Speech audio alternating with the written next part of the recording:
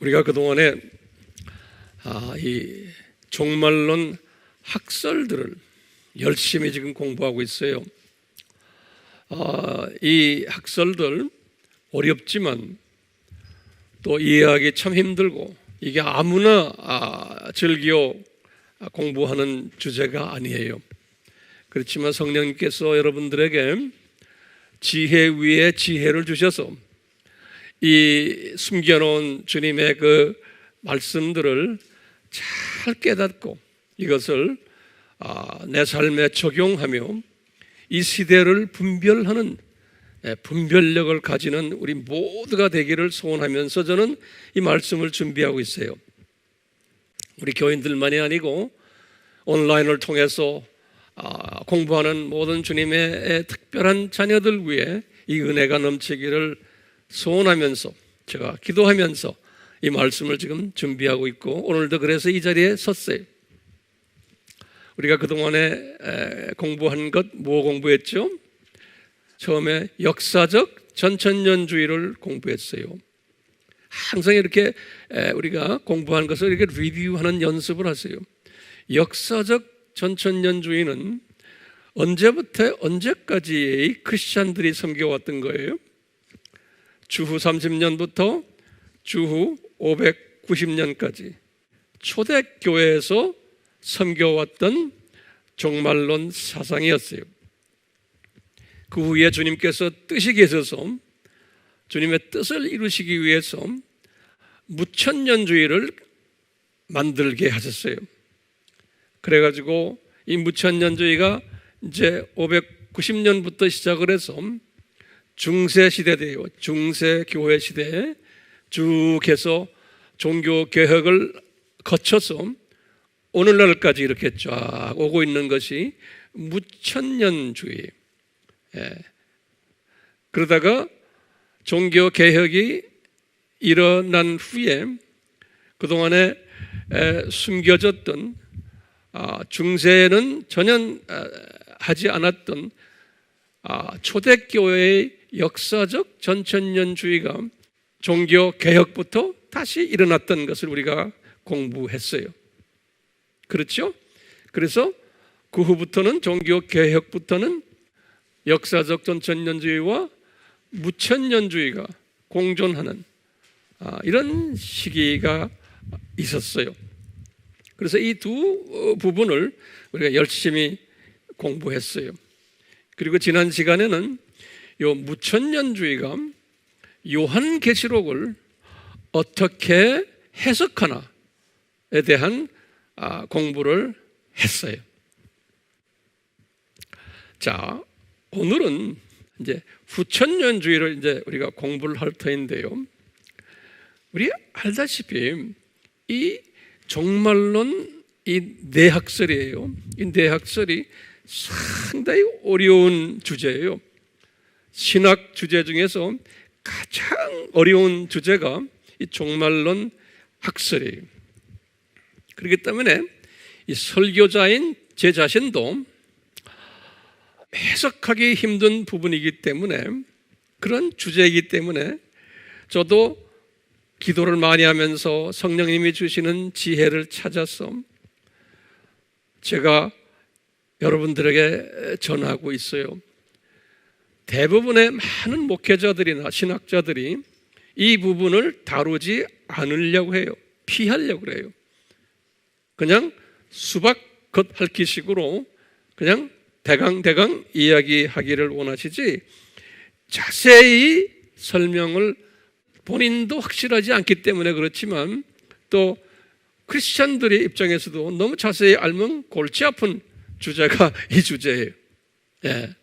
그래서 이런 민감성이 있기 때문에 이 성령님의 간권적인 가르침이 없으면은 이 주제를 다루기가 쉽지가 않아요. 그리고 이 주제는 우리식으로 이렇게 이 주제를 설명하면 웹에서도 사람들이 많이 들어오질 않아요. 왜냐하면 이게 어려우니까. 그 다음에 황 목사님이 설명하는 이 설명하는 것이 너무나 소위 아카데믹하고 너무나 논리적이고, 이제 어떤 분들은 그래요. 너무나 어렵다라고 보는 사람들이 있어요. 당연해요. 그러니까 아무나 보는 게 아니에요. 그랬어요. 이 듣는 자들 또는 보는 자들은, 대부분의 보는 사람들은 주님의 은혜가 임하지 않으면 이 주제에 관심이 없게 되어 있어요. 인기 있는 주제가 아니에요. 또한 대부분의 크리스찬들에게는 생소한 주제예요. 생소해요. 별로 신앙생활을 몇십 년을 해도 교회에서 이런 이야기들을 잘 하지를 않는 거예요. 어떤 이야기를 주로 해요? 복받아라, 성공해라, 이 삶이 행복해라, 문제 해결을 이렇게 해라, 자녀 교육은 이렇게 해라, 이런 데 집중이 돼 있지, 대부분의 설교들이. 그러니까 이런 설교를 잘 만들어가지고 하면, 웹에 올려놓으면 접속이 엄청나게 많아요. 왜냐? 대중이, 그런 대중들의 모습이 그렇기 때문에 그런 거예요. 접속이 많다는 것은 대중들이 그런 거를 좋아하기 때문에 접속이 많은 거예요. 그러니까 우리가 이 접속을 딱 보면서, 아하, 크리스찬들의 소위 멘탈리티, 그분들의 생각이, 기대가, 그분들이 원하는 것은 이런 걸 좋아하는구나. 그러니까 거기에 맞춰지는 거예요. 접속을 많게 하려면은, 그리고 인기를 누리려면은. 그러다 보면 진리에서 벗어날 수가 있는 거예요. 진리에서. 그렇죠? 그렇기 때문에 우리는요, 이런 그 딱딱한 진리를 잘 소화를 하려고 노력하지만 대부분의 사람들에게는 딱딱한 거예요. 이 딱딱하지 않으면 진리가 아닐 수가 있어요. 너무나 사람을 의식하고 이야기하다 보면 거기에 뭐가 들어가요? 양념들이 들어가 버리면 진리가 희석되는 거예요. 그렇기 때문에요, 요 딱딱한 음식을 먹는 연습을 지금 우리가 하고 있어요. 근데 소수이지만 이 딱딱한 음식을 씹으면서 그 안에서 맛을 느끼는 분들이 있어요. 그렇죠? 예? 그리고는 더 갈급하는 사람들. 그래서 이 먹으면서 시각이 변하는 걸 경험하는 사람들, 세계관이 변하는 것을 경험하는 사람들, 그리고는 더 알려주세요 하고 요청하는 사람들이 또 있는 거예요. 이 사람들을 성서에서는 뭐라고 그래요? 남은 자들이라고. 남은 자들. 예. 그러니까요, 제가 이 요한계시록 시리즈를 하면서 누구를 대상으로 하냐면요, 요 남은 자들을 대상으로 제가 말씀을 지금 하고 있는 거예요. 대중이 아니에요. 그렇기 때문에요, 오늘 지금 후천년주의를 제가 이제 이야기할 터인데, 이것은 또 상당히 어려운 거예요. 근데 어렵다고 생각하면 지레 겁나는데 겁낼 거 없어요. 우리 AMI 공부를 하는 사람들은 훈련이 됐기 때문에 이것이 그렇게 어려운 거 아니에요. 그렇지만 굉장히 중요한 부분이에요. 이 부분이, 오늘 공부하는 부분은요, 이것을 잘 소화하시길 바라요. 우리 요한계시록에 예수님께서 요한에게 그랬어요. 이 마지막 때 되면 흰말 탄 자가 나타난다 그랬죠. 우리가 지금 6장 공부하고 있어요, 계시록. 그렇죠? 흰말 탄 자를 제가 계속 이야기하지만 그것이 발전돼 가지고 이제 13장에서 두 짐승으로 변형된다라는 이야기 제가 자주 했죠. 예, 그 두 짐승으로 이제 변형되는 그 과정 속에서, 그러면 그 두 짐승이 뭐냐 할 때 내가 이런 이야기했죠. 첫 번째 짐승은 일루미나티다. 그리고 일루미나티의 수하의 프리메이슨이다. 기억나시죠? 예. 그럼 두 번째 짐승은 교황이다. 로마 가톨릭의 그 교황 밑에 두 뿔이 있는데 한 뿔은 예수회다. 기억나시죠? 그 다음에 한 뿔은 WCC다. 이렇게 정돈이 됐었어요. 그걸 다시 마음속에 지금 정돈하세요. 이것이 이제 예수님의 재림 전에 아주 구체적으로 일어날 터인데, 이것은 누가 예언하고 디자인했어요? 예수님이 디자인하신 거예요. 이 말은 뭐냐면은 후천년주의가 일어날 것을 디자인하신 거예요. 후천년주의가 일어날 것을요. 예. 이 후천년주의가 일어날 것을 디자인하시고는 그것이 언제부터 그 디자인된 것이 우리의 역사 속에서, 교회사 속에서 언제부터 이것이 나타나기 시작하는가, 출현하기 시작하는가?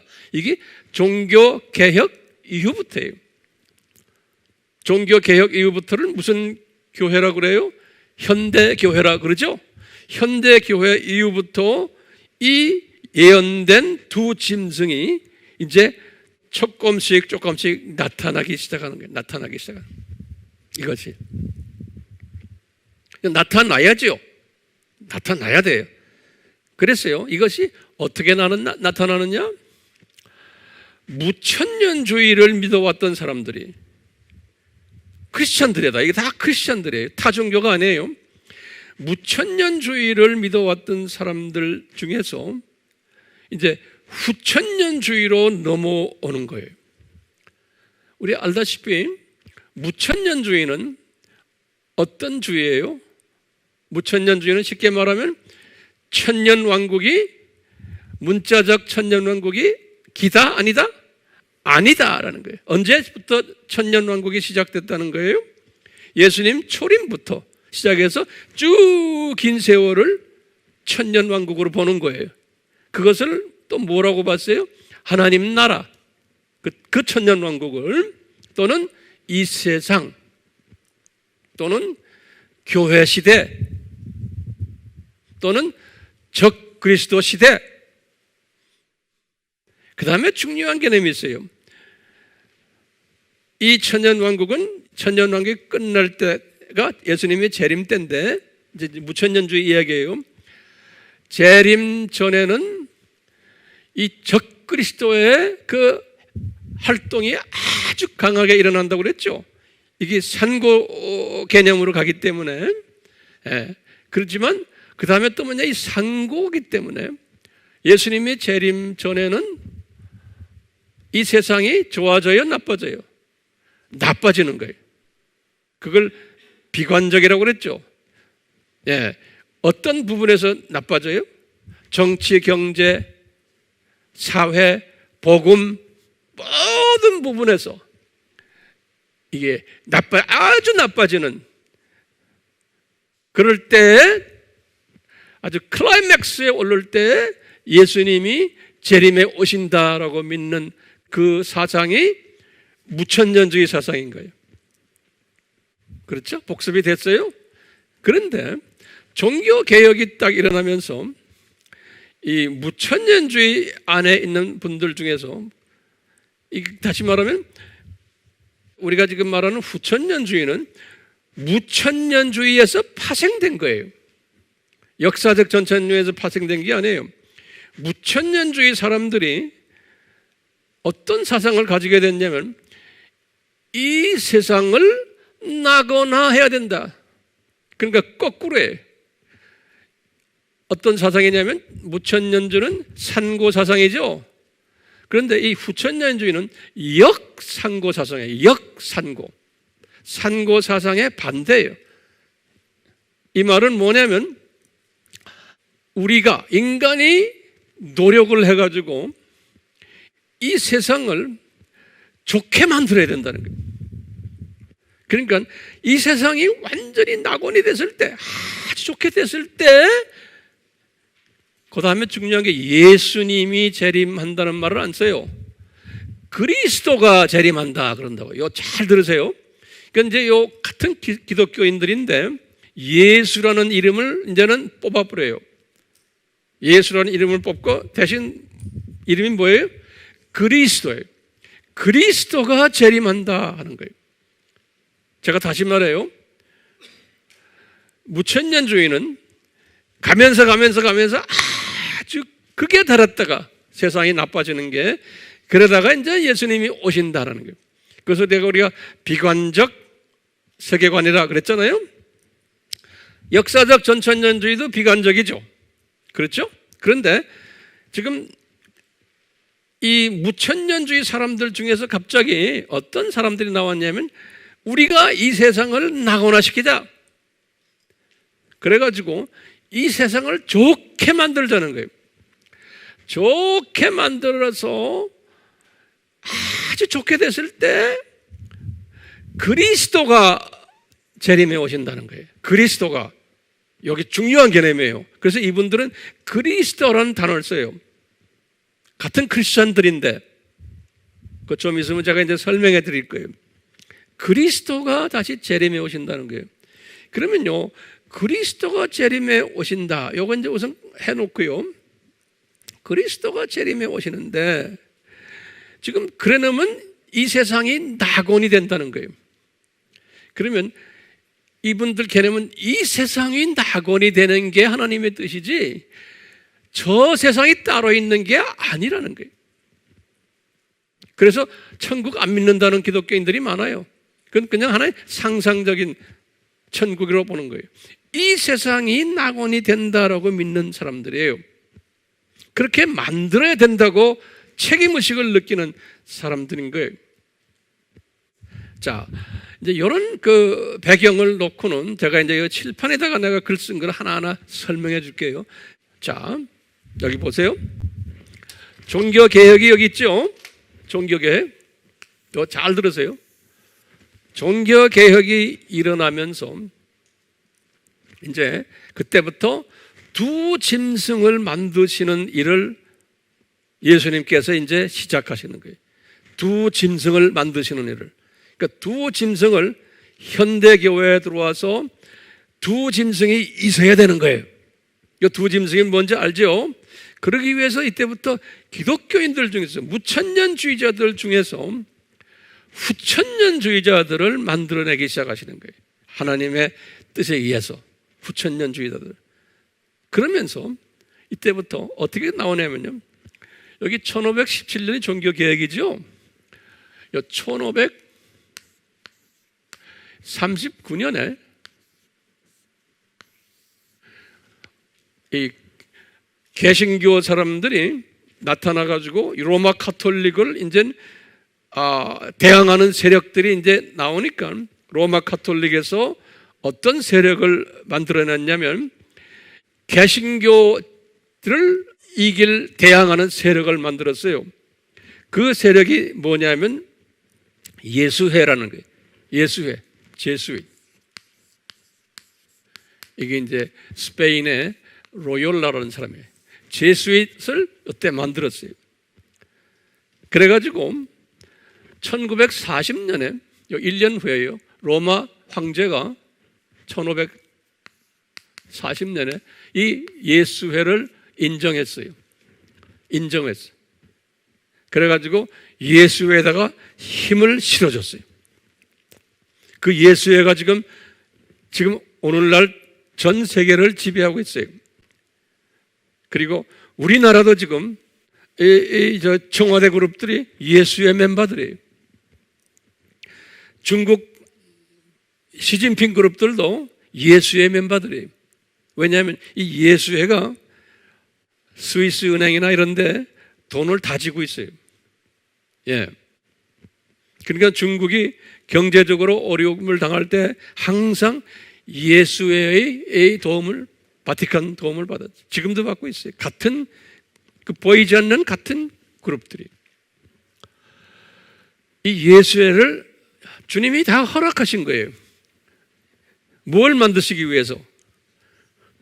두 짐승을 만드시기 위해서 그런 거예요. 예. 두 짐승을 만드시기 위해서. 이렇게 하면서 이 두 짐승 중에 지금 두 번째 짐승 로마 교황이죠. 이때부터 이 두 번째 짐승 로마 교황이 파워를 더 많이 가지게 됐어요.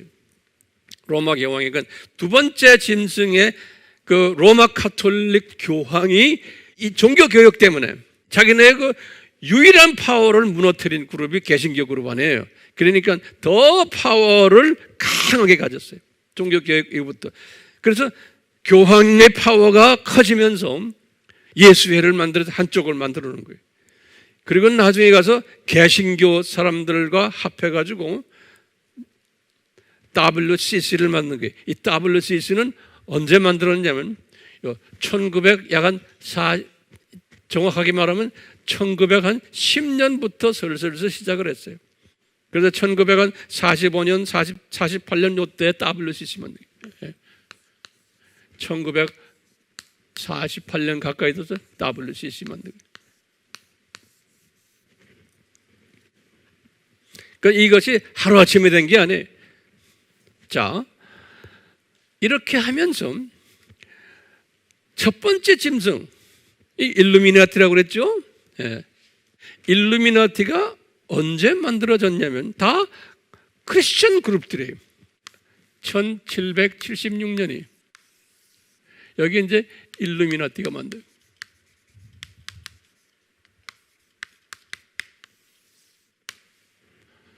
그리고는 프리메이슨은 언제 만들어졌냐면 프리메이슨은 요때 여기 요걸 17세기라고 그러죠. 예. 요 16세기와 17세기 요때 프리메이슨이 만들어졌어요. 이제 내가 다음 시간이 있을 때 자세하게 더 이야기할 거예요. 오늘은 개요만 지금 보는 거예요. 그러니까 보세요. 첫 번째 짐승이 준비된 거예요. 첫 번째 짐승이 뭐예요? 일루미나티와 프리메이슨. 됐죠? 두 번째 짐승이 뭐예요? 로마 카톨릭 교황과 예수회. 이것이 다 만들어진 거예요. 그러다 이제 오늘날 와서 그것이 구체적으로 보이기 시작하는 거예요. 오늘날 와서. 그러면 이렇게 만들 때 항상요, 그 안에 사상 시스템을, 사상 구조를 만들어줘야 돼. 그냥 무조건 만드는 게 아니에요. 기독교 안에서 이런 것이 탄생하도록 신학 구조를 그렇게 이제 형성시켜줘야 돼요. 항상. 그 신학 구조를 형성시키기 위해서 요 종교 개혁이 딱 일어나자마자 이 종교 개혁이 아주 이게 터닝 포인트, 이 전환점에 종교 개혁이 현대 교회로 들어오면서 그러면서 이때부터 이제 우리 성령님께서 다 역사를 하시는 거예요. 기독교인들 중에서 영국 사람, 영국이라 그러면 이게 어느 교단이에요. 성공해요. 그렇죠? 이 영국 사람 중에서 하나님이 독일과 영국을 사용하셨어요. 영국 사람 중에서 프란시스 베이컨이라는 사람이 있어요. 예. 1561년이니까 종교개혁 이후에 태어난 사람이에요. 1624년. 그러니까 우리 이분 이름 많이 들었죠? 이 사람은 뭐냐면 과학자예요. 그러니까 현대 과학의 아버지라고 그래요. 프란시스 베이컨이. 현대 과학의 아버지. 이 과학이라는 건 뭐냐면요, 실험을 해서 그것을 증명하는 거예요. 이게 맞느냐 틀렸냐. 이게 이성적으로 과학적이란 말은 실험을 하는 거예요. 가정을 해놓고는 그 과정을 다시 정당화시켜서 맞을 때 그게 과학적으로 맞다 그러는 거예요. 예. 그러니까 저희 이론적, 그러니까 이성적, 논리적 이런 사고방식이 이 프란시스 베이컨에서부터 나타나기 시작한 거예요. 그러니까 모든 것, 그러니까 성경도 이것이 하나님 말씀인가 아닌가 이걸 과학적으로 증명해야 되는 거예요. 그러니까 모든 것을 과학적인 사고방식으로 보기 시작한 것이 이 사람의 사고방식에 의해서 그것이 발전된 거예요. 거기다가 이제 철학이, 근대 철학 사상이 이건 불란서 사람인데 이 사람은요, 이건 프렌치, 불란서 사람인데 리네이라고 그래요. 리네이 데카르트 그래요. 제가 일부러 제가 영어로 써놓은 거 알죠? 리네, 이 불란서 사람들 이름 중에 리네라는 이름이 굉장히 많아요. 리네 데카르트. 우리 다 이야기 들었죠? 뭐 다 아는 소리지만 제가 이렇게 정돈하는 겁니다. 이 사람은 철학가예요. 그래서 이 철학이란 거는 사람들의 머리 구조를 정돈시켜주는, 만들어주는 그러한 사상이 철학 사상이에요. 이 사람은 그래서 현대 철학의 아버지라 그래요. 리네 데카르트가요. 그러니까 이 두 사람의 사상을 제자들이 이제 받기 시작한 거예요. 이 세상에 이런 사상을 가지면서 그 안에서 예수회도 형성되고 그 안에서 프리메이슨도 형성되고 그런 사상의 영향을 받아가면서 사람들이 이제 변해가는 거예요. 예, 그러니까 예수님의 그 순수한 복음을 만지기 시작하는 거예요. 이 사람의 이성으로 만지기 시작하는 거예요. 예. 기독교 안에서요. 이건 지금 타종교 이야기가 아니에요. 기독교가 그렇게 되는 거예요. 하나님의 자녀들이라는 사람들이. 그러다가 1600년대에 딱 들어와서 이 사람은 굉장히 유명한 사람이에요. 이 사람은요, 존 록이라고 그래요. 여기 E가 붙어 있어요. 존 록이라고요. 한국말로는 로크라고 그래요. 로크. 존 요한 로크. 이 존 록이라는 사람이 1632년대 태어난 사람, 1700년까지. 이 영국 사람이거든요. 이 사람이 오늘날 현대 자유신학을 만들어 놓은 아버지, 철학가인데. 그러니까 현대 자유신학의 아버지라고 생각합니다. 존 록이라고 그래요. 록. 이 사람의 사상이 유럽 대륙으로 넘어갔는데 독일로 넘어가가지고 독일의 기독교인들 중에서 소위 이 진보 사상을 가지는, 다시 말하면 이성주의라고 그래요. 사람의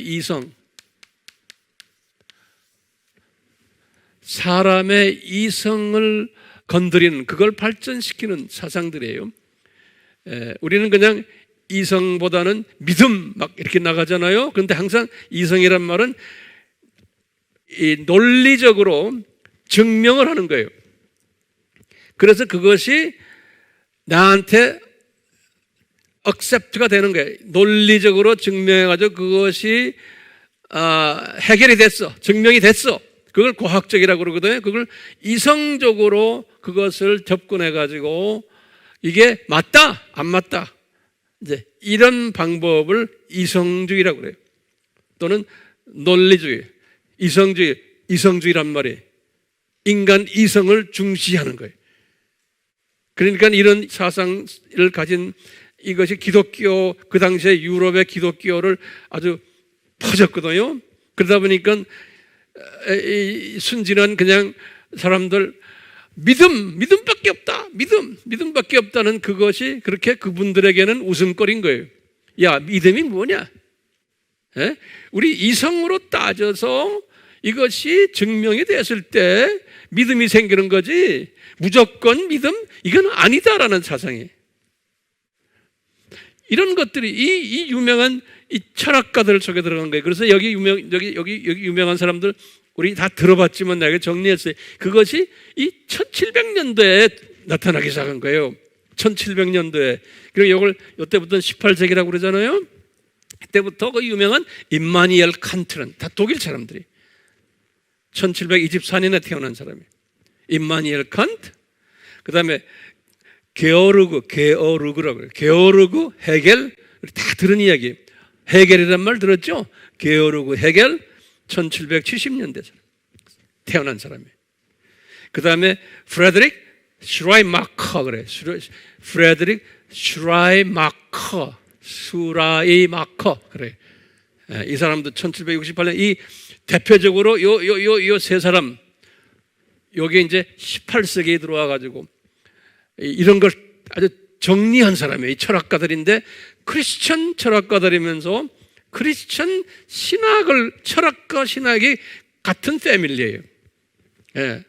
그래가지고 성서를 이제 이 고등 비평을 하기 시작하는, 성서가 하나님의 말씀인가 아닌가, 우리 볼 때는 아니다라는 거예요. 성서에는 오류가 많다. 사람이 쓴 건데 그것을 사람이 정리한 거다. 그냥 그래서 이 성서는 100% 다 그 안에는 하나님의 말씀이 아닐 수 있다라고 이제 그런 생각들을 하기 시작하는 게, 논리적으로 안 맞는 성경 스토리가 얼마나 많아요. 영적 시각으로 보는 게 아니고 인간의 이성으로 성경을 보니까 그렇게 보이는 거예요. 그러니까요, 이 두 짐승을 만드시기 위해서 우리 삼위 하나님께서는 이미 다 디자인해가지고 기독교인들 중에 이런 사람을 만들어내기 시작하는 거예요. 이게 우연히 생긴 게 아니에요. 왜? 요한계시록을 딱 보니까 이런 일들이 일어날 거라는 게 딱 우리 눈에 보이거든요. 그럼 이게 어떻게 갑자기 이런 일이 일어납니까? 예수님 재림 전에? 재림 직전이 아니에요. 이미 오래전부터, 특히 지금 두 짐승은 제가 이제 다음 시간인가 시간이 있으면 이야기하지만 훨씬 전부터 이것이 계획이 된 거예요. 그렇지만 구체적으로 계획된 게 언제부터예요? 레포메이션, 종교 개혁부터 이것이 이제 역사 속에 나타나기 시작하는 거예요. 그러니까 이런 사람들의 임마누엘 칸트나 게오르그 헤겔이나 프레드릭 슈라이마커나 이런 사람들의 영향을 받은 크리스찬들, 또 교회 지도자들, 이런 사람들이 만든 것이 1776년에 일루미나티인 거예요. 일루미나티를 만든 거예요. 그래가지고 이 일루미나티 그룹하고 프리메이슨 그룹하고 이 그룹이 한 패거리가 된 거예요. 요게 요 그룹들이. 그러니까 이게 다 사회의 최고 지도자들 그룹이에요. 예. 사상가들, 교수들, 아주 돈 많은 비즈니스맨들, 정치가들, 이런 사람들이 다 모여가지고 이런 그룹을 만들어서 이분들이 사회를 지배하기 시작했어요. 이분들이요. 학교를 지배하고 비즈니스를 지배하고 문화계를 지배하고 정치계를 지배하고, 이 사상들이. 그러다가 이제 19세기에 들어와가지고 이제 이분들의 사상에다가 또 옷을 입혀가지고 더 이 사상을 공고하게 한 유명한 신학자들이 있는데, 다 철학하고 신학하는 사람들. 이제 알버트 리첼이라고 그래요. 리첼 그래요. 다 독일 사람들이에요. 1822년부터 이게 쫙 나와요. 그 다음에 아돌프 하르낙이라고 그래요. 이런 이야기 들었어요? 이제 지금 안 들었으면 지금부터 그걸 다 외우세요. 이거 유명한 분들이에요. 나쁜 의미에서의 유명한 분들이에요. 우리 시각에서. 그렇지만 오늘날도 종교다원주의를 믿고 있는 대부분의 기독교계의 신학자들이나 목사들이나 또는 교인들은 이런 사람들을 하늘같이 생각해요. 하늘같이 생각한다는 말이 뭔지 알죠? 대단하게 생각하는 거예요. 그리고 복음주의 사람들은 이분들의 사상을 공부를 하지만 대단하게 생각하는 사람이 아닌 거예요. 저도 이 사람들의 사상을 많이 공부했지만 이것은 아니구나, 이 사람들 잘못됐구나, 이런 거를 다 내가 보고 이걸 다 정리를 했기 때문에 내가 지금 여러분들에게 이걸 이야기하는 거예요. 근데 나같이 얘기하는 사람 많지 않아요. 왜냐하면 나는 복음주의 시각에서, 예수님 중심 시각에서 이런 말을 하는 거죠. 그렇지 않은 사람들 더 많아요. 예. 그러니까 복음주의 시각에서는 제가 지금 말하는 이것을 소화하는 사람들, 그 복 있는 사람이에요. 알버트 리첼,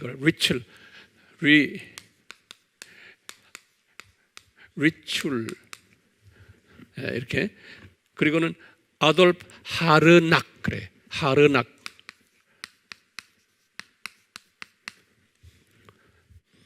내가 볼 땐 여기 있는 이 사람들 다 낙원에 가서 우리 만나지 못해요. 지옥을 구경 가면 아마 이 사람들 다 만날 거예요. 예. 어떤 사람들은 이 웹을 듣는 사람, 황 목사님 너무나 극보수네요. 아니에요, 내가 보수 아니에요. 극자 집어넣지 마세요. 그러다가 이제 20세기 와서 이 사람들의 사상을 또 잡아다가 더 현대화시킨 유명한 분들이 여러 있는데 그 중에 대표적인 분이 이 두 분이에요. 이 사람들은 유럽 사람들인데 유럽 사람들은 미국으로 와가지고 미국 신학교에서 이제 꽃을 핀 사람들. 폴 틸리히 그래. 그 다음에 존 힉 그래요. 존 힉이라는 사람은 요것은 2012년에 죽은 사람이에요. 그러니까 요 근래 죽은 사람이죠. 요 사람이 종교 다원주의라는 단어를 만든 사람이에요. 종교 다원주의, religious pluralism이라는 말 기억나시죠? 2012년에 죽었으니까 우리와 같이 산 사람이에요. 미국의 모 신학교에 다 교수들이었어요. 자, 이렇게 해서 지금 두 짐승 사상이 역사적으로 이렇게 발전이 된 거예요. 이렇게 쭉 발전됐어요. 자, 다시 한번 정리해요. 무천년주의는 산고 신학을 믿는 사람들이. 그런데 요 후천년주의 사람들은 뭘 믿냐면 역산고 신학을 믿는 사람들. 역산고.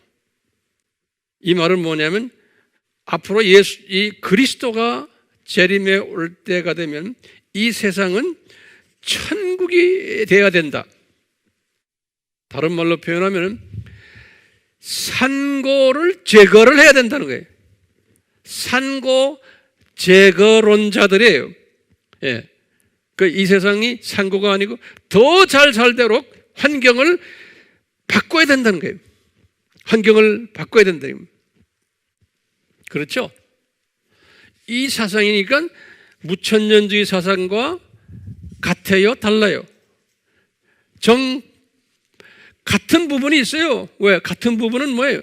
천년왕국이다, 긴 세월이다, 이런 거 다 같아요. 그렇죠?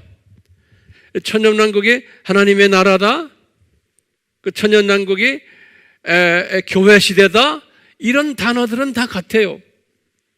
그런데 어디에서 차이 나냐면 산고냐, 교회 시대가, 안 그러면 역산고냐, 여기에서 차이가 나는 거예요. 그렇기 때문에 이분들은 무천년주의에서 말하는 이 산고 신학, 다시 말하면 하나님의 나라가, 하나님의 나라에 대한, 하나님의 나라라는 건 지금 천년왕국을 이야기해요. 긴 세월. 또는 그걸 우리가 뭐라 해요? 교회 시대라고 말해요. 또 그것을 우리가 이 세상이라고도 말하고 또는 종말이라고도 말한다. 기억나시죠? 종말 시대? 이렇게 이것을 이 세상이 파괴되고 있다라고 믿는 거예요. 이 지금 후천년주의자들의 말에 의하면, 왜? 이쪽에 무천년주의자들은 우리도 똑같이 뭐를 보래? 파괴되어야 된다라고 믿는데, 이 사람들은 파괴되고 있는 그 사실을 이분들은 회복시켜야 된다라고 믿는 거예요. 거꾸로 보는 거예요.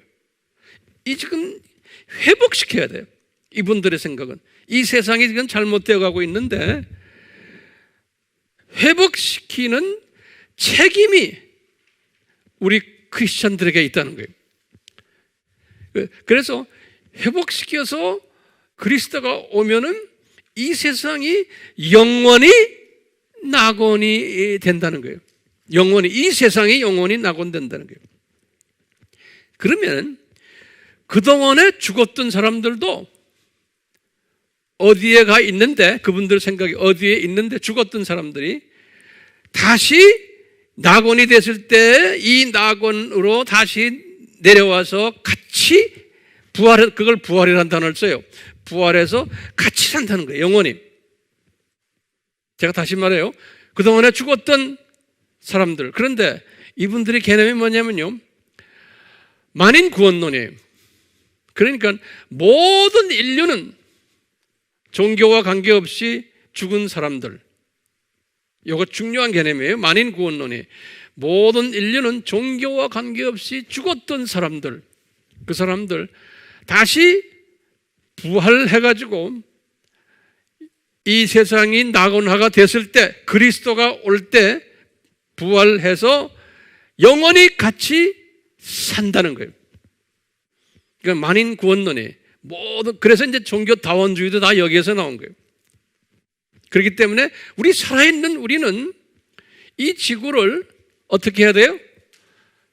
사람 살기 좋은 이 파괴되는 것을 막아야 되는 이 책임이 우리 크리스천들에게 있다는 거예요. 책임이. 자, 그러면 어떤 부분에서 지금 이 세상이 지금 파괴되고 있어요? 그거 하나씩 적으세요. 어떤 부분에서 파괴되고 있다라고 이분들이 믿냐면, 첫 번째는 자연이 파괴되고 있다라고 믿는 거예요. 자연이.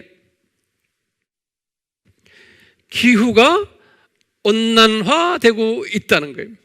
기후 온난화.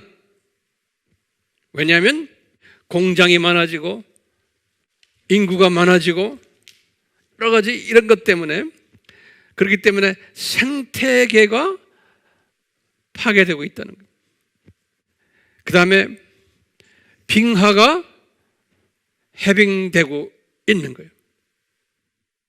그래서 수면이 상승되고, 수면이 상승되는 이유가 온도가 높기 때문에 그렇다는 거예요. 그래서 이 수면 온도를 낮춰야 된다. 왜냐? 이 지구가 온난화되면서 나타나는 일들에 수면이 뜨거워지고, 그러니까 빙하도 해빙되고, 이러다 보니까 우리 엊그제 우리도 경험했지만 태풍이 오고 허리케인이 오고, 그것 따라서 홍수도 오고 생태계도 파괴되고, 이런 일들, 점점점 세상이 이렇게 더 파괴되고 있는 것을 우리가 막아야 된다는 거예요. 여기 중요한 개념이에요. 인간이 막아야 된다는 거예요. 왜요? 우리가 이 세상을 낙원화시켜야 되기 때문에. 그리스도가 재림하려면 낙원화가 돼야 된다는 거예요, 이 세상이. 그렇기 때문에 공기 오염 못하게 해야 되고, 그러니까 유엔을 중심으로 해서 각 나라가 지금 공기 오염에 대해 신경 쓰고 있잖아요. 그래서 전기차도 만들고, 이게 다 지금 세상 사람들은요, 다 이런 사상 속에서 지금 하는 거예요. 이 세상을 더 살기 좋게 만들기 위해서 하는 거예요. 전기차 만들고 수소차 만들고 하는 거예요. 물도 오염됐죠. 바다도 오염됐죠. 산림도 오염됐죠. 이 모든 오염을 우리가 책임지고 우리는 막아야 된다고 보는 거예요. 이분들의 사상이 우리가 인간적으로 보면 대단히 아름다운 사상이에요. 특히요, 이런 사상 속에서 무천년주의나, 다시 말하면 무천년주의는 뭐예요? 이 세상이 점점점 더 상고를 겪어야 된다고 믿는 사람들이 있죠.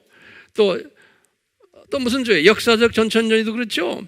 나중에 우리가 공부하겠지만 세대주의도 그렇죠. 이 세주의는 뭐예요? 이 세상은 점점 파괴되어야 된다고 믿는 사람들 아니에요? 산고신학이에요.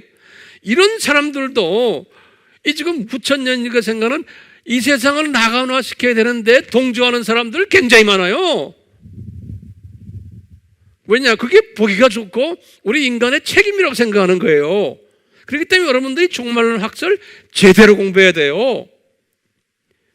여러분들의 믿음이 딱 제대로 서려면 종말론 공부를 안 하면 안 돼요.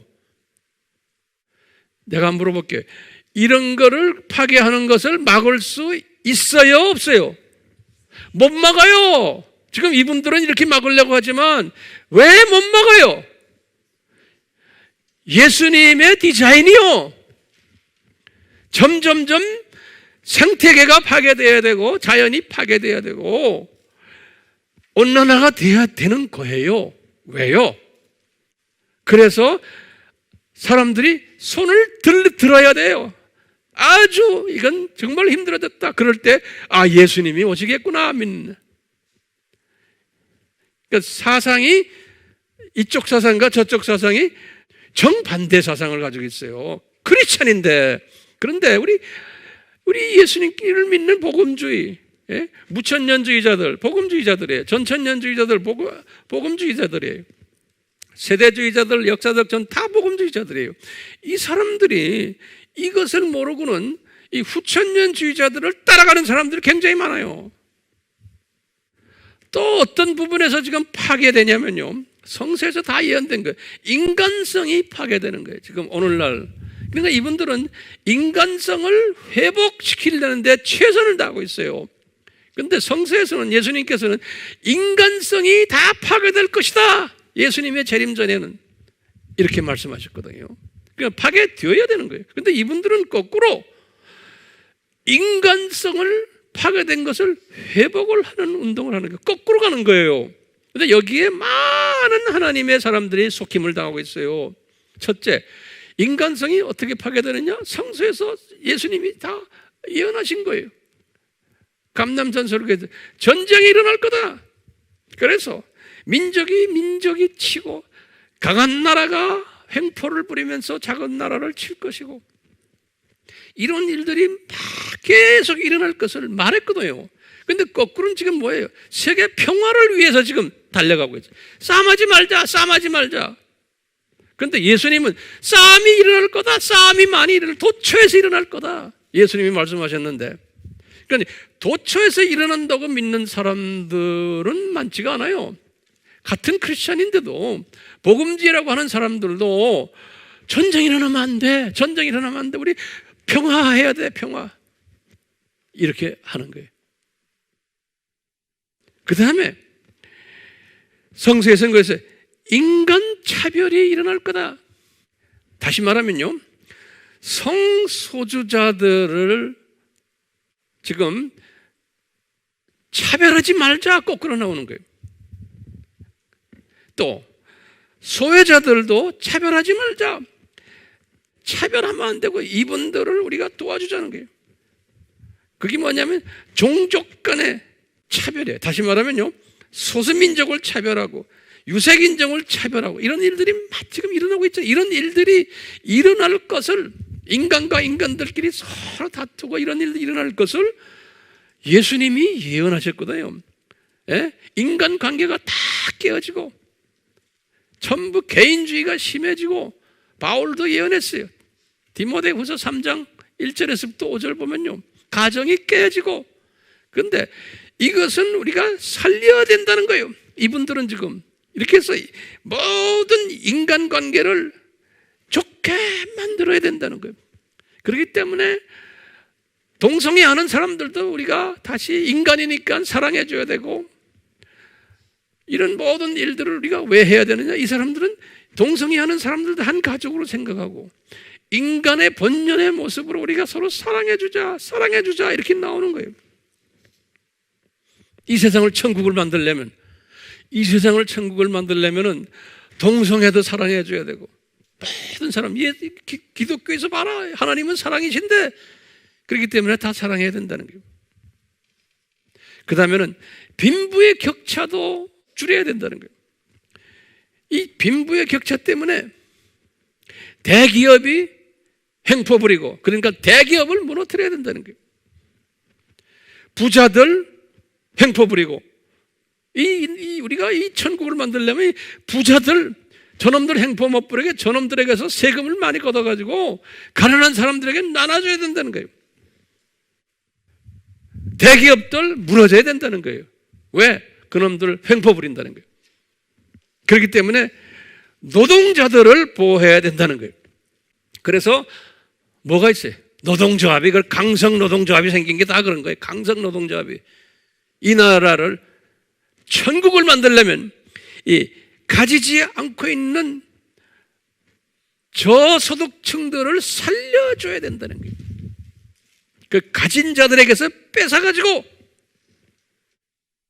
그래서 복지사회를 만들어야 된다는 거예요.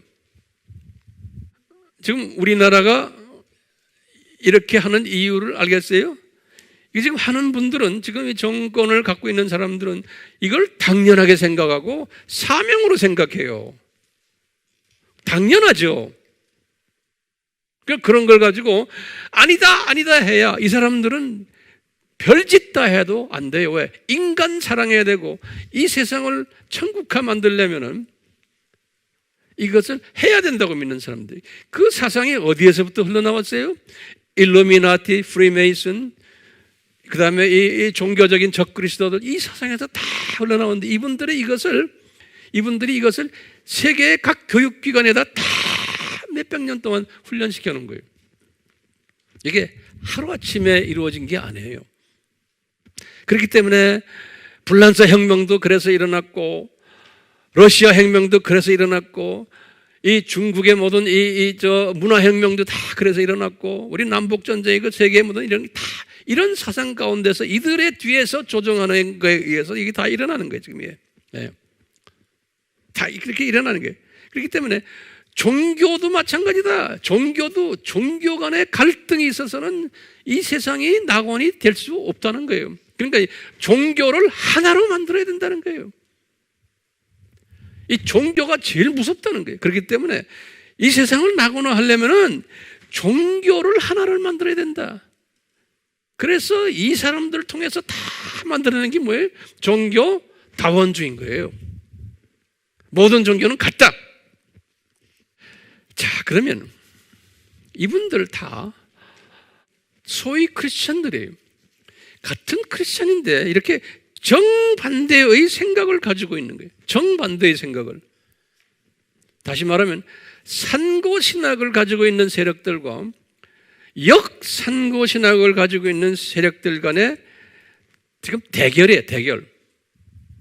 그런데 이분들이 같은 단어를 써요. 이것이 뭐냐면 예수라는 단어를 안 쓰고 그리스도라는 단어를 써요. 여기에 우리는 초점을 맞춰야 돼요. 그리스도의 재림이라는 단어를 쓰죠. 예수님의 재림이란 말 안 써요. 그렇기 때문에 우리는요, 이 예수님이란 이름을 철저히 사용해야 돼요. 아세요? 근데 가만히 보세요. 기독교인들이 예수님이란 이름은 별로 사용하지 않아요. 막연한 이름, 하나님 또는 그리스도, 주로 하나님이죠. 하나님이 나에게 뭐라 그러셨다. 이런 어떻게 보면 하나님이란 그 내용이요, 타종교에도 다 하나님이라고 그래요. 타종교에서도 다 그리스도라고 그래요. 종교다원주의 사상을 가진 사람들은 그렇기 때문에요, 우리 공부를 많이 했죠. 예수님이 그러셨어요. 이 종말 때 징조 중 하나가 그리스도가 여기 있다 저기 있다. 그게 마태복음 24장 23절이에요. 그리스도가, 다시 말하면 불교에도 부처가 그리스도고, 이 그리스도라는 의미가 뭐냐면 이분들이 지금 믿고 있는 그리스도는 구원자라는 소리예요. 구원자, 그리스도를. 그러니까 구원자로 기름 부음 받은 자, 그런 뜻이에요. 그리스도라는, 크라이스트, 크리스토스. 이 말은 우리 성서적인 의미는 구원자로 기름 부음 받은 자. 요 의미가 크리스토스, 그리스도예요. 성서적인 의미에서는요. 그러니까 우리 예수님은 예수라는 의미는 뭐예요? 자기 백성을 구원하시는 자, 저들의 죄에서. 그게 예수예요. 마태복음 1장 21절. 마태복음 1장 21절에 예수라는 이름은 자기 백성을 저들의 죄에서 구원할 자, 그 뜻이거든요. 예수, 세이비어라는 뜻이에요. 그런데 그리스도라는 뜻은 뭐예요? 기름 부음 받은, 구원자로 기름 부음을 받은 자, 그런 뜻이 그리스도라는 뜻이에요. 그래서 예수, 그리스도, 우리 이렇게 부르잖아요. 그리스도 예수 또는 그리스도 예수 또는 예수 그리스도, 합해서 이렇게 부르는 거예요. 그런데 요즘 이 사상을 가진 사람들은 예수라는 이름을 안 써요. 기독교인인데 그 대신에 뭘 쓰냐면 그리스도라는 이름을 주로 써요. 왜 그럴까요? 예수님이 예언하셨기 때문에 그런 거예요. 마태복음 24장 23절에 예수님이 예언하셨기 때문에, 예수님이 종말 때 이런 일들이 이럴 것이다 그래놓고 예수님이 말씀하시기를 그리스도가 여기 있다, 그리스도가 저기 있다라고 말하는 일이 일어날 거라는 거예요.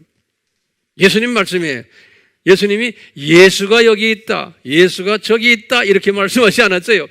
그리스도가 여기 있다, 저기 있다 말할 것이라는 거예요. 그 말 그대로 지금 이분들이 그리스도가, 부처가 그리스도라는 거예요. 구원자라는 거예요. 불교의 마호멧이 그리스도라는 거예요. 이분들이 말하는 거예요. 공자가 그리스도라는 거예요. 비슈나, 이슬람 종교 아니죠, 힌두 종교 비슈나도 그리스도라는 거예요. 그리고 기독교의 예수도 그리스도라는 거예요. 그러니까 이 말 들으면 우리 홀딱 속아요. 아, 예수를 그리스도라고 그러는데 뭐, 예, 그렇지만 이분들이 생각은 뭐예요? 예수는 많은 그리스도 중 한 옛 그리스도인 거예요. 많은 그리스도 중 한 그리스도인 거예요. One of them. 여기에 속힘을 우리가 받고 있는 거예요. 그러니까 지금 후천년주의를 지금 믿고 있는 수많은 기독교인들이 예수 그리스도, 예수 그리스도, 예수 그리스도 그래. 그러면 저 사람들 기독교인이야? 아니에요. 여기 속임을 당하면 안 돼요. 우리가 이런 지식을 가지고 있어야 돼요. 겉으로 보면 다 기독교인이 말하는 걸 보면, 그런데 뭐냐? 불교를 믿어도 된다는 거예요. 그분들 다 구원받는다는 거예요. 이슬람을 믿어도 좋다는 거예요. 그렇기 때문에 종교를 차별하면 안 된다는 거예요. 그래서 지금 우리나라에 지금 그 법을 통과시키잖아요. 종교 차별 금지법. 예수님만 그리스도라고 말하면은 법에 위배되고 감옥에 들어간다는 거예요. 벌금 내고. 그러니까 이 종교 차별 금지법은 대단히 중요한 법이에요. 그런데 이 법이 통과 언제 될지 모르지만 언젠가는 통과되겠어요? 안 되겠어요? 통과돼야만 되는 거예요. 선진국은 이미 다 통과됐어요. 그렇게 기독교가 강한 나라들인데 다 통과됐어요. 우리나라라고 안 될 것 같아요? 근데 우리나라는 지금 강하게 지금 이 반대 세력들이 있지만 이기지 못해요.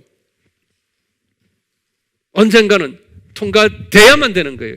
그래서 우리가 예수님만 그리스도다라고 말하면은 그때부터 우리가 핍박 속에 들어가게 돼 있는 거예요.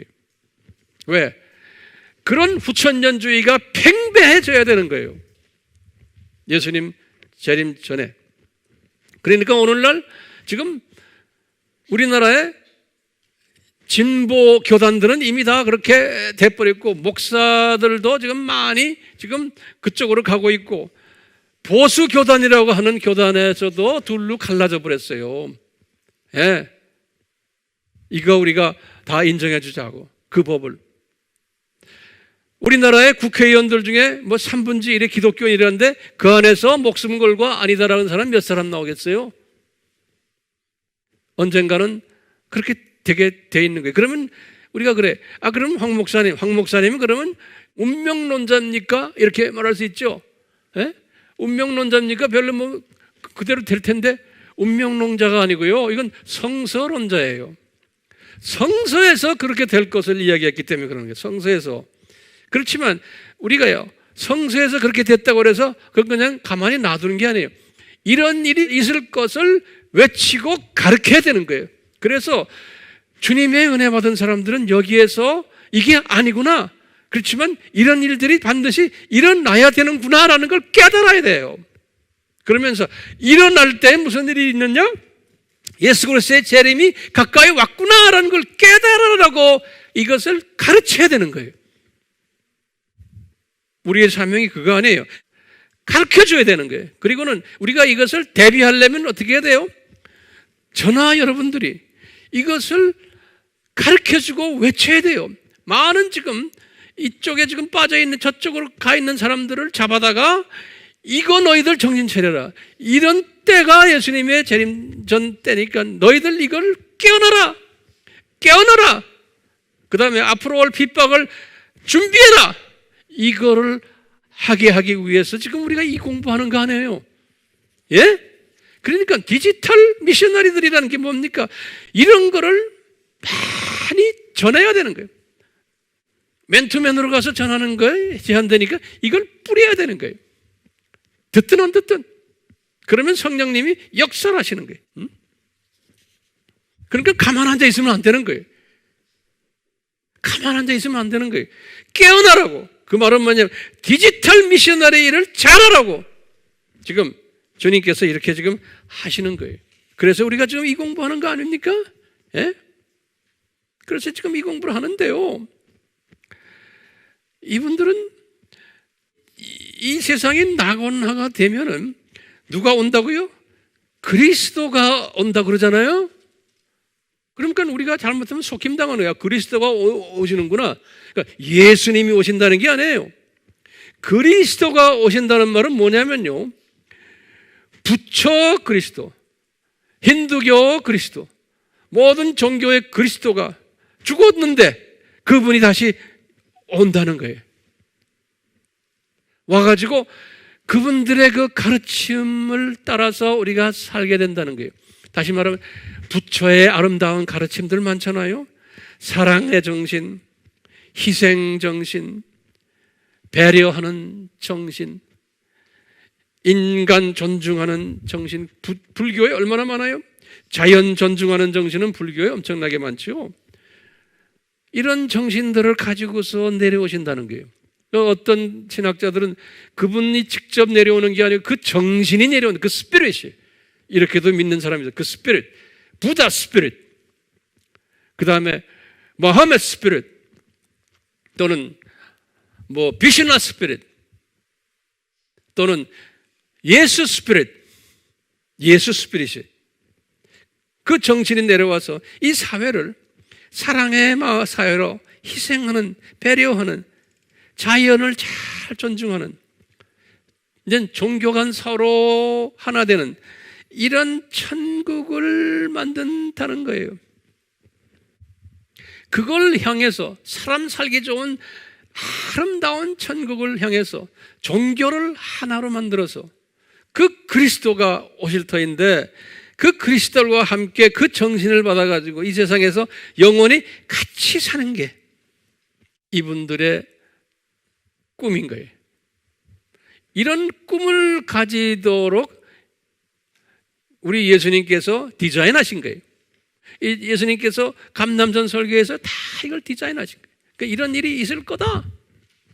그렇기 때문에요, 오늘날 지금 딴 것을 보지 마시고 우리나라만 딱 보세요. 다른 나라도 똑같아요. 이 진보 세력들이 다 그래요. 크리스천 그룹들인데 우리나라도 보세요. 로마 카톨릭의 무슨 정의, 무슨 구현 뭔가 이런 양반들, 또 우리 개신교에서도 마찬가지예요. 자연보호운동 일어나고 있죠? 그러면 얼마나 아름다워요? 탈원전, 이 탈원전 왜 하시는지 알아요? 자연보호운동, 인간보호운동이에요. 이게 한번 터지면 우리가 다 몰살하니까. 그러니까 이 탈원전을 꼭 해야 된다고 믿는 거예요. 세계 평화운동, 지금 이 정권이 남북과 평화를 지금 이야기하고 있죠. 끝없이 욕을 먹어도 평화를 해야 된다고 믿는 게, 이건 이 사상 때문에 그래요. 우리 인간 싸우면 안 된다. 우리는 평화를 해야 된다. 남북이 전쟁 그만합시다. 그럼 모든 사람 다 좋아하는 거예요.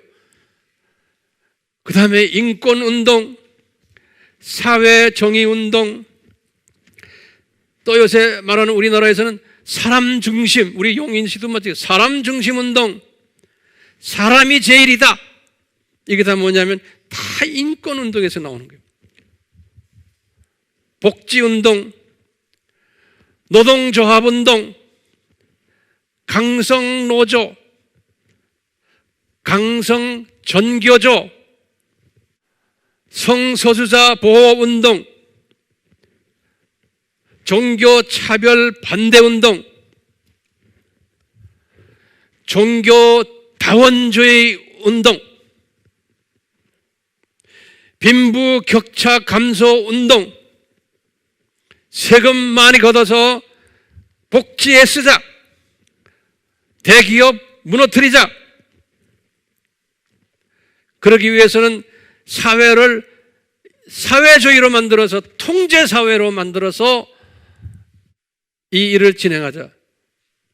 인간들의 자유를 좀 뺏자. 그래가지고 이 일을 진행하자는 거예요. 그렇기 때문에 이 코비드 19 같은 것도 엄밀한 의미에서는 이게 다 이렇게 디자인된 거예요. 그것을 지금 이 일을 위해서 사용해요, 안 해요? 사용하고 있죠? 그렇기 때문에 이런 두 짐승 스피릿이 반드시 출현해야 돼요? 안 해야 돼요? 반드시 출현해야 되는 거죠. 그래서 이 두 짐승 스피릿이 소위 기독교 안에 팽배해요. 하나하나 적어보세요. 로마 카톨릭이 전부가 다 그래요. 이 사상 가지고 있어요. 9,000년주의 사상이. 정교회들, 애굽 정교회, 시리아 정교회, 러시아 정교회, 에티오피아 정교회, 정교회들 다 이 사상 가지고 있어요. 그 다음에 개신교에 와서 루터교 거의 대부분이 이 사상 가지고 있어요. 성공회 대부분 다가 그래요. 장로교도 우리나라만 지금 장로교가 그래도 좀 보수죠? 그것도 우리나라 장로교도 좀 두 갈래 있죠? 예? 우리나라에 그래도 아주 보수라는 장로교 합동측 그 안에도 이미 그 사상에 들어가 버렸어요. 통합측은 말할 것도 없고, 기장은 더 말할 것도 없고. 그러니까 이런 것들 지금 우리나라에도 눈에 보여요, 안 보여요? 보이고 있어요. 감리교 어때? 세계 감리교에는 다 들어가 버렸어요. 우리나라 감리교도 이미 얼마 빼놓고는 다 들어가 버렸어요. 침례교 아주 보수 그룹인데 절반 정도가 다 들어가 버렸어요. 그러니까 이 로마 카톨릭을 빼놓고는 나머지 분들이 이 사상을 가지고 만든 게 뭐예요? WCC인 거예요. 그러니까 이 WCC는 무슨 그룹이에요? 후천년주의 그룹인 거예요. 이 세상을 낙원화시키자 라고 하는 그룹이에요. 예. 그렇기 때문에 우리 입장에서 보면 이 역상고 사상이 그 자체가 상고인 거예요. 우리 입장에서 보면. 그렇죠? 제 말 이해가 돼요? 우리에게는 이런 산고예요. 복음의 산고예요. 그렇죠? 이 복음의 산고가 일어나야 돼요? 안 일어나야 돼요? 일어나야 되는 거예요. 자, 그러면 보세요.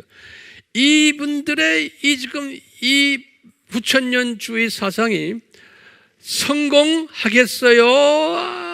못하겠어요? 예? 성공 못해요. 이게 다 무너지게 돼 있어요.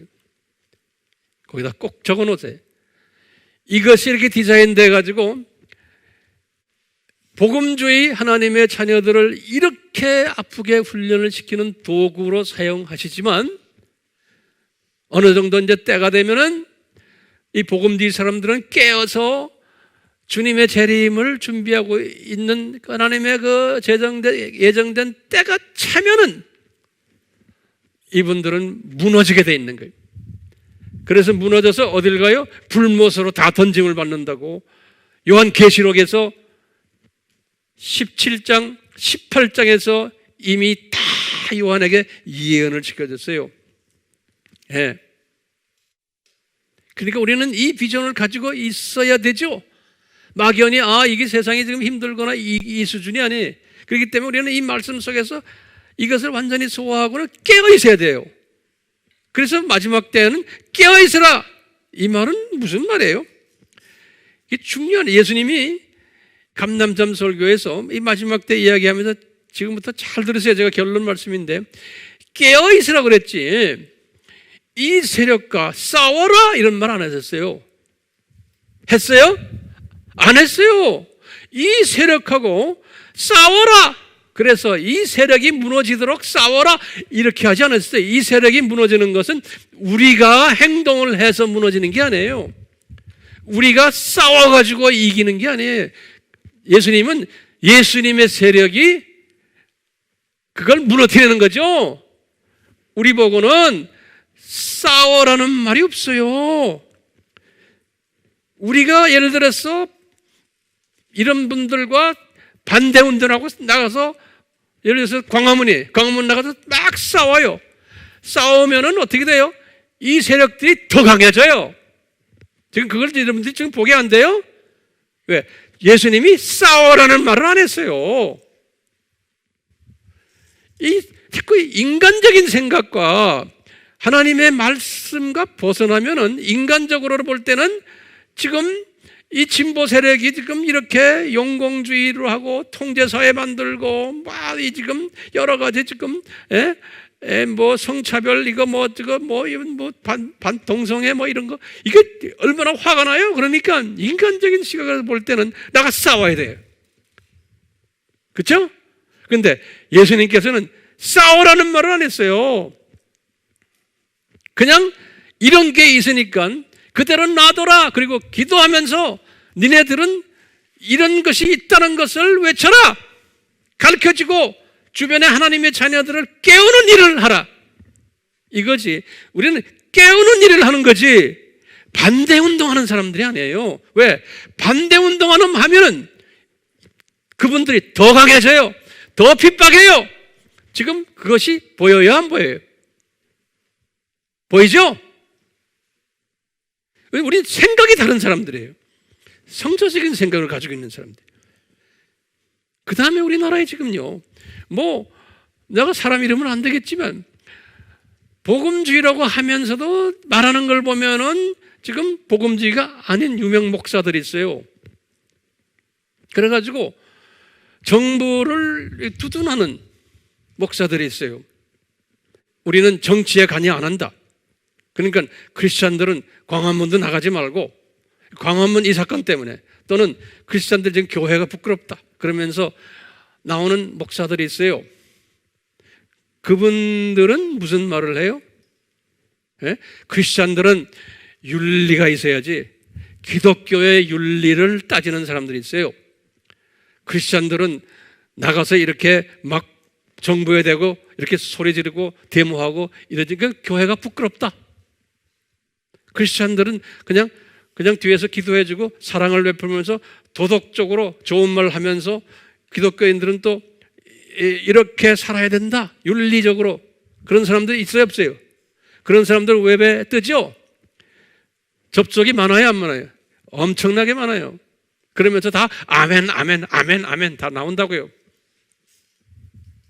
그게 성서적이에요? 아니에요. 이 사람들은 후천년주의도 어느 정도 인정해 주면서 가는 사람들이에요. 알고 보면 후천년주의. 그러니까 이분들은 북한 인권에 대해서도 욕을 안 하고 북한의 저 독재에 대해서 욕을 안 하고 친중 쪽으로 가는 사람들도 있고 정보에 대해서 욕도 안 하고 또 이런 사람들도 있는 거예요. 우리는 욕을 하라고 제가 지금 말씀하는 게 아니에요. 그분들 그렇게 하는 거, 이렇게 하게끔 되어 있구나. 그러니까 우리는 뭐예요? 예수님의 재림이 가까워왔다. 그렇기 때문에 우리가 이 네 가지의 학설을 잘 소화해가지고 이것을 잘 가르치면서 예수님의 예언대로 지금 세상이 가고 있다는 것을 가르쳐주는 그 세력들이 우리 세력들인 거예요. 근데 이런 메시지를 제가 이제 전하면은 웹에 사람들 인기가 있어요, 없어요? 없어요. 왜? 우리 사람이라는 거는 한쪽으로 가줘야 돼요. 그러니까 반조부적으로 막 가든지 크리스천들인데도 안 그러면 또 중간 역할을 하는 사람도 있고 또는 진보 역할을 하는 사람 이래서 이 안에서 막 갈등을 가지고 있는 것이 오늘날 현실이에요. 우리는 갈등 속에 있는 사람들이 아니에요. 철저한 우리의 행동 지침을 우리가 가지고 있는 사람들이에요. 최소한 여기서 있는 황 목사는. 그러니까 우리가 이 광화문 팀들을 위해서도 기도해준 저 사람들 너무 저렇게 과격하게 안 했으면 좋겠다. 네.